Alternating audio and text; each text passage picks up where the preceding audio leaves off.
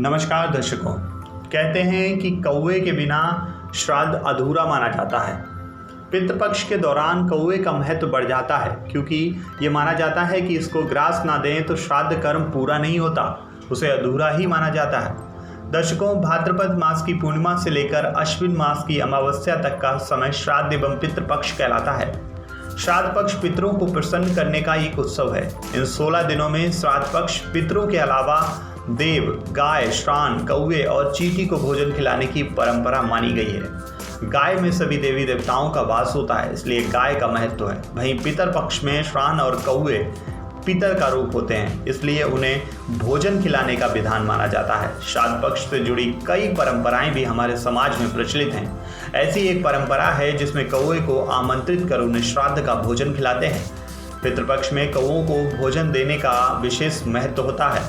कौवा यमराज का प्रतीक माना जाता है। धार्मिक मान्यताओं के अनुसार यदि कौवा श्राद्ध का भोजन ग्रहण कर लेता है तो पितर प्रसन्न और तृप्त माने जाते हैं।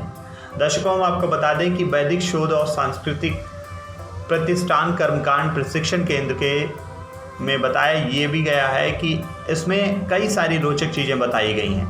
दर्शकों, इसमें बताया गया है कि एक ऋषि ने कौवे को अमृत खोजने भेजा था। उसे ये समझाया कि सिर्फ अमृत की जानकारी ही लेना, उसे पीना नहीं।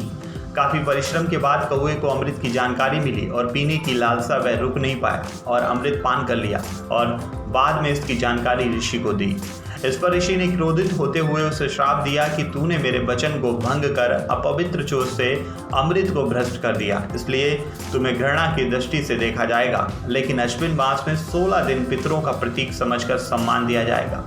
भारत के अलावा दूसरे देशों की प्राचीन सभ्यताओं में भी कौवे को महत्व दिया गया है। जी हाँ दर्शकों, गरुड़ पुराण में भी बताया गया है कि कौवा यमराज के संदेश वाहक होते हैं। ग्रीक मैथोलॉजी में भी रैवन को अच्छे भाग्य का, मतलब एक प्रकार का जो कौवा होता है उसको अच्छे भाग्य का संकेत माना गया है। वहीं नॉर्स माइथोलॉजी में भी 2 रैवन, हगिंग और मुनिन की कहानी मिलती है जिनमें ईश्वर के प्रति उत्साह का प्रतीक बताया गया है। शास्त्रों में वर्णित है कि कौवा एकमात्र ऐसा पक्षी है जो पितृ दूत कहलाता है।